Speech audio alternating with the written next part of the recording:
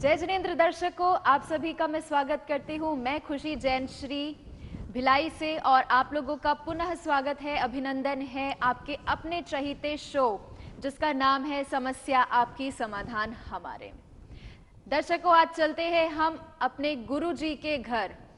जी हाँ दर्शकों, पंडित अजित शास्त्री गुरु जी के घर आज हम उपस्थित हैं। आपकी समस्याओं के समाधान को लेकर आज हम सीधे उनके घर पहुंचे हैं। आइए हम मुलाकात करते हैं विश्व के सुप्रसिद्ध ज्योतिषाचार्य, वास्तुविद और अनेकों वर्ल्ड रिकॉर्ड होल्डर पंडित अजित शास्त्री गुरु जी।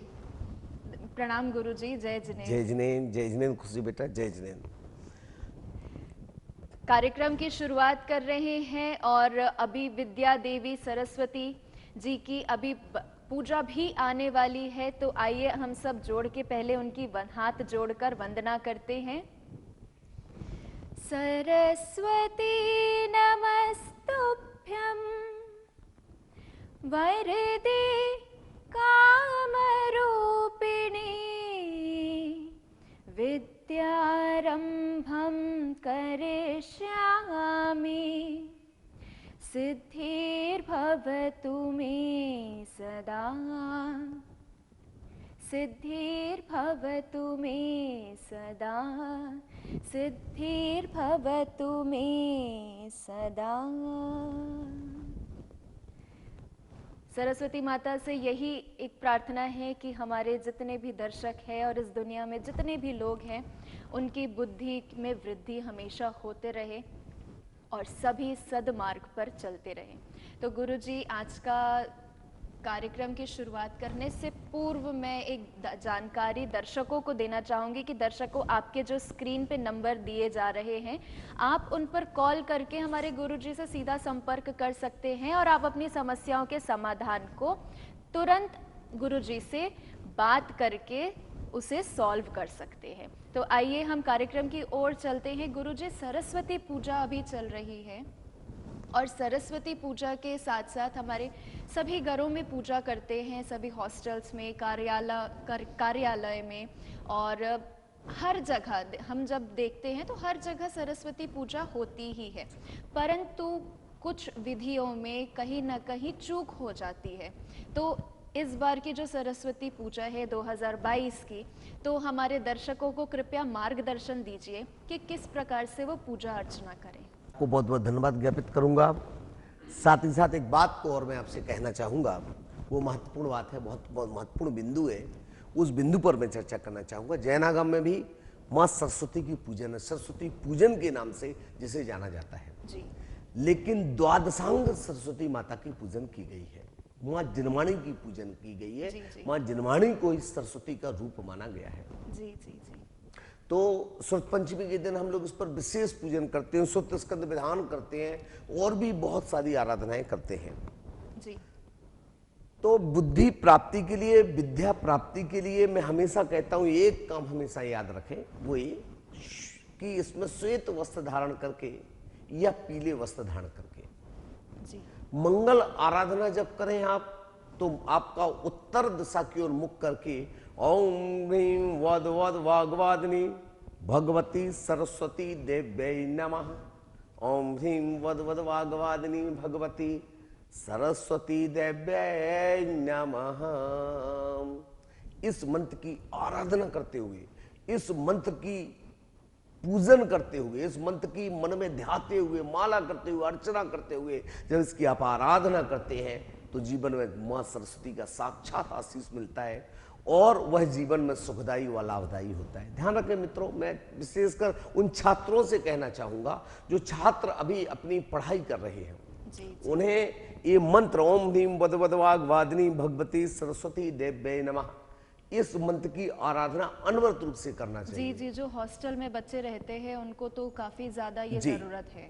नहीं, हॉस्टल में रहते हो या घर में रहते हो, पढ़ाई कर रहे कोई भी बच्चे हो, उन सबके लिए बहुत आवश्यक है इसकी आराधना करें।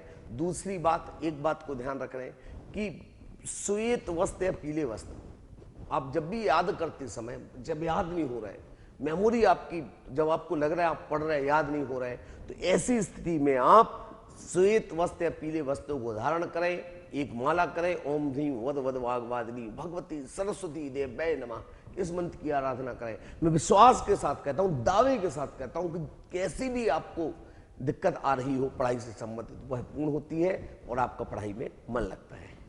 वस्त्र के बारे में बात कही तो उससे एक छोटा सा मुझे एक किस्सा याद आया कि जी। जब मेरे जो बच्चे हैं, मैं नृत्य की शिक्षा देती हूँ, तो उस समय मेरे बच्चों ने मुझसे एक क्वेश्चन पूछा।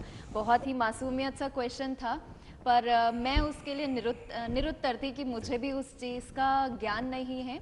तो वही क्वेश्चन मैं आपसे पूछना चाहूँगी। जी। बच्चों ने मुझसे पूछा कि मैम, हम जब सरस्वती जी की पूजा करते हैं तब हम पीले वस्त्र पहनते हैं, जी। और लेकिन सरस्वती माता तो श्वेत वस्त्र धारिणी है, तो इन दोनों के पीछे क्या कारण है, क्या लॉजिक है? हाँ, हाँ जी। श्वेत जो होता है वो बिल्कुल आत्म ध्यान अंतस की ओर ले जाता है, आपका बाह्य जो ध्यान भटक रहा है उसको भटकाव से रोकता है। और पीला कलर जो होता है वो उसको अंतस में उतारने का काम करता है। जितना पढ़ा है वो मेमोरी में आपका बिल्कुल रह जाए, वो आपकी याददाश्त में बना रहे, उसके लिए पीले कपड़ों का प्रयोग किया गया है। इसलिए अलग अलग कलर का अलग अलग प्रयोग है, और उन प्रयोगों के माध्यम से अगर हम कोई कार्य करते हैं तो सुनिश्चित तौर पर सफलता हमें प्राप्त होती है। मैं एक और छोटा सा प्रश्न पूछूंगी कि हम कभी भी शुभ कार्य करते हैं, पूजा करते हैं, स्पेशली जब हम मंदिरों में जाते हैं या पूजा करते हैं, तब हमारे बड़े बुजुर्गों ने कहा है कि बेटा काला वस्त्र मत पहनो। जी। तो उस काले वस्त्र के पीछे वो क्या कुछ अशुभ संकेत देता है, या क्या कारण है उसके पीछे कि हमें काला वस्त्र वर्जित करने को बोला बहुत गया है? बढ़िया। देखिए 6 लेस्याएं हैं। लेस्याएं मतलब भावों के अंतर के अंदर जो भाव चल रहे हैं, जी, उनको जी, जी। कैसे भाव चल रहे हैं आपके, उसको लेस्याओं में कन्वर्ट किया गया है। तो ओके। सबसे पहले आता है पीत पद्म, 3 जो 6 लेस्याएं हैं, तो कृष्ण, कापोत और नील। अच्छा। कृष्ण मतलब काला, जी। कापोत मतलब गिरे कलर का, और नील मतलब नीला कलर। ब्लैक, ग्रे और ब्लू। हाँ, उसके बाद जी। पीत पद्म शुक्ल, अच्छा। तो उसके बाद पीला जी। और हल्का सा गेरुआ टाइप का कलर, उसके जी, बाद जी, है शुक्ल मतलब व्हाइट।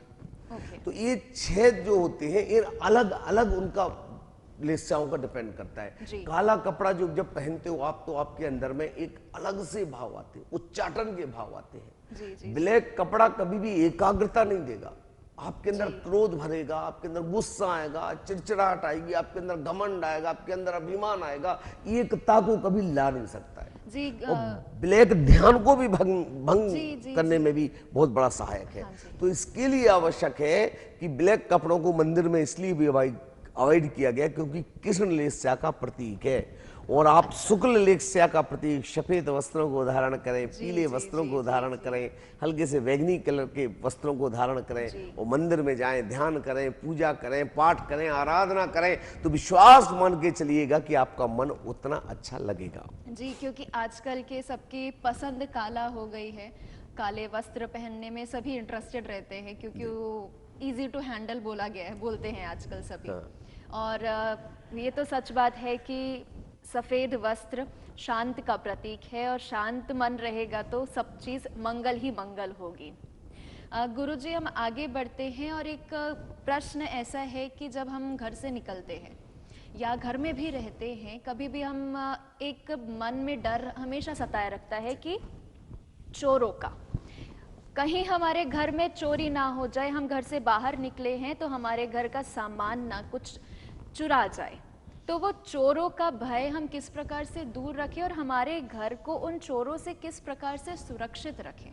कि चोर भय, काव्य नंबर 13 जो है, काव्य नंबर 13 में इतना अद्भुत उल्लेख दिया है आचार्य भगवंत मानतुंग गोस्वामी ने कि काव्य नंबर 13 की जब हम आराधना करते हैं, उस काव्य को, उसकी फिर विधि आती है। पहले हम काव्य नंबर 13 को बेटा पढ़ो, आप ही पढ़ो पहले। त्वते सुर नरोरग नेत्रहारी, निःशेष निर्जित जगत्त्रतयोपमानं, बिम्बं कलङ्कमलिनं क्वनिशाकरस्य, यद्वासरे भवति पाण्डुपलाशकल्पम्। बहुत सुंदर। काब नंबर 13 की आराधना अगर आप करते हैं तो जब आप काब नंबर 13 का यंत्र सामने रखें, एक घी का दिया जलाएं, एक लोटे में जल भर लें, तांबे के लोटे में, और इसकी आराधना रोज मात्र आपको 13 माला करनी है और ये 13 दिन तक प्रयोग करना है। और वो जल जो मंत्रित होता है रोज पूरे घर में मंत्र को छिड़के। इसके अलावा और भी आता है, एक भौम यंत्र आता है। भौम यंत्र को भोजपत्र पर बना करके घर के दोनों दरवाजे पर अगर टांग दिया जाए, खिड़कियों के दोनों कोनों पर टांग दिया जाए, तो घर में कभी चोर प्रवेश करने की कोशिश भी नहीं करेगा, और अगर चोर प्रवेश भी कर गया तो अंदर उसको तो कुछ दिखाई नहीं देगा। चमत्कारी यंत्र है, बहुत अद्भुत चमत्कारी यंत्र है। इसके अलावा जो महत्वपूर्ण बिंदु है वो काव्य नंबर 13 की आराधना। काव्य नंबर 13 जब भी घर से निकलते हैं तो काव्य नंबर 13 को बढ़िया सा सुंदर सा लगकर गेट पर रिद्धि मंत्र से अतिरिक्त करके जाए। व्यक्ति अगर चोर आएगा भी दरवाजे पर तो वह अपने चोरी के भाव नहीं बना पाएगा, आएगा मन को विशुद्ध करेगा, सरल करेगा और वहां से चला जाएगा। क्या बात है, मतलब पूरे घर में एक पॉजिटिव एनर्जी आ जाएगी, तो वो चोर भी पॉजिटिव हो जाएगा, उसका मन नहीं बनेगा। बिल्कुल, मैं इस बात को ये भी कहता हूँ कि घर है, घर के अलावा फैक्ट्री है, दुकान है, मकान, आपका कारखाना है, वहां पर भी चारों दिशाओं में 4 इसके यंत्र आपको लगा देना चाहिए और जल मंत्रित करके पूरे घर में छिड़काव करना चाहिए। ऐसा करने से चोर भय आदि बिल्कुल दूर हो जाता है। बिल्कुल बिल्कुल नहीं गुरुजी, क्योंकि ये सब हम सभी को ये अपनाना चाहिए। वास्तविकता बहुत है कि सब चोर के भय से हर कोई कांप जाता है। और गुरुजी एक तो ये भी हम लोग प्रयोग करते हैं कि इसके पीछे का मुझे कारण तो नहीं पता है कि हम कभी भी फैक्ट्री हो, चाहे वो छोटा सा ठेला हो, चाहे घर का दरवाजा हो, घर के दरवाजे पर हम नींबू मिर्ची का एक माला बना के टंगा देते हैं और साथ में कुछ एक छोटा सा पुतला भी रहता है कि कुछ किसी का राक्षस का फेस रहता है। तो उसके पीछे क्या कारण है, मतलब मेरे को समझ में ही नहीं आया आज तक कि क्यों लोग इस का प्रयोग करते हैं। देखिए तंत्र क्रिया में क्या होता है, नींबू में तंत्र का प्रयोग बहुत जबरदस्त होता है और मिर्ची उसके बंधन का कारक होती है। तो कोई भी प्रकार का बाहरी हवा घर में प्रवेश ना करे, इसके लिए नींबू मिर्ची का प्रयोग करते हैं। कई बार नए मकान बनते हैं तो काली हंडी लगा देते हैं, नजर ना लगे। देखो, और तो नजर इतनी खतरनाक चीज है कि नजर अगर किसी को लग जाए तो नजर, यहाँ तक की मूर्ति जब नहीं लेके आते तो काला धागा बांध देते नई मूर्ति में, भगवान की मूर्ति में, क्योंकि भगवान को भी नजर लग जाएगी अगर मूर्ति को, तो मूर्ति चटक जाएगी। होता है? हाँ, ऐसा ही होता है। नई मूर्ति जब लेके आते तो काला धागा बांध दिया जाता, क्योंकि मूर्ति तक में नजर लग सकती, तो हमारी आपकी विषाद क्या है। ध्यान रखने की बात है, नजर जो होती है, नजर दोष बहुत खतरनाक दोष होता है।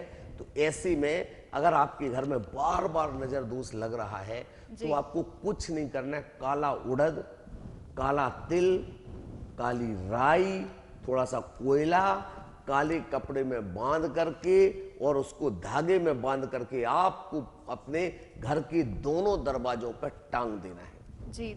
ऐसा करने से कैसा भी नजर का दोष अगर कोई करे, टोटका करने का प्रयोग भी करे, तो वह नजर आपको दूर दूर तक प्रवेश नहीं कर सकती।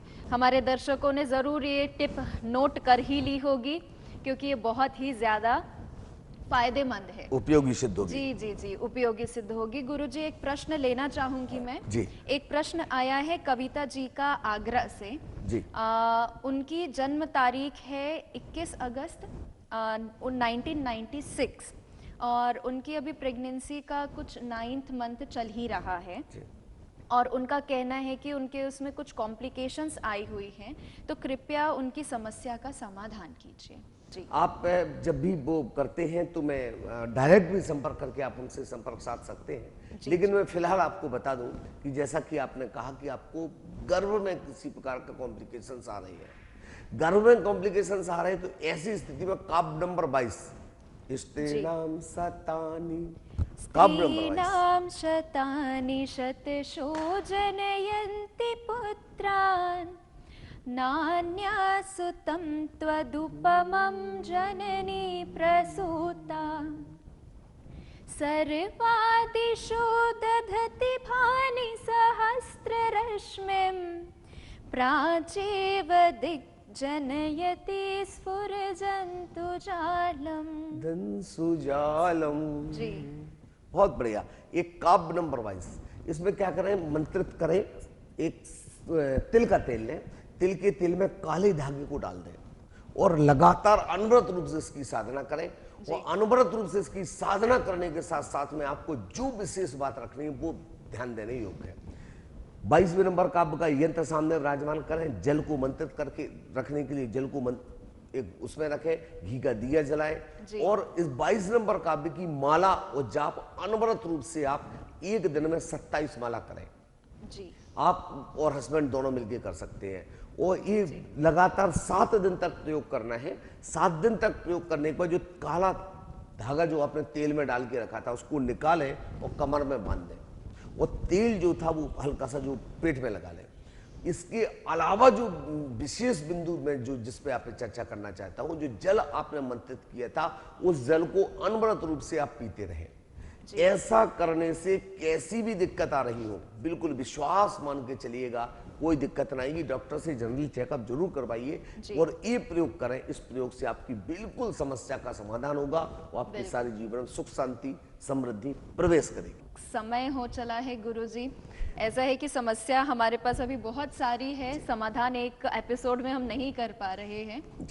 तो गुरुजी अभी घड़ी की और घड़ी ने इशारा तो कर दिया है, परंतु हम चाहेंगे कि आप कार्यक्रम के अंत में हमारे दर्शकों को एक छोटी सी टिप दीजिए। मैं यही कहना चाहूंगा कि अपने घर में अनवरत रूप से एक घी का दिया जलाएं और भक्तांबर जी का पाठ 1 नंबर से 48 नंबर का पूरे परिवार मिलके करें, रोज करें। ये मैं हमेशा टिप के तौर पे कहता हूँ। भक्तांबर जी में अद्भुत शक्ति है, अद्भुत ऊर्जा, अद्भुत एनर्जी। उस काम को अनवरत रूप से आप जरूर करें। बहुत बहुत धन्यवाद गुरुजी, आपने हमें अपना अमूल्य समय दिया और हमारे दर्शकों को इतनी अच्छी जानकारी आपने प्रदान की। बहुत बहुत धन्यवाद गुरुजी। सादर जय जिनेंद्र। जय जिनेंद्र दर्शकों।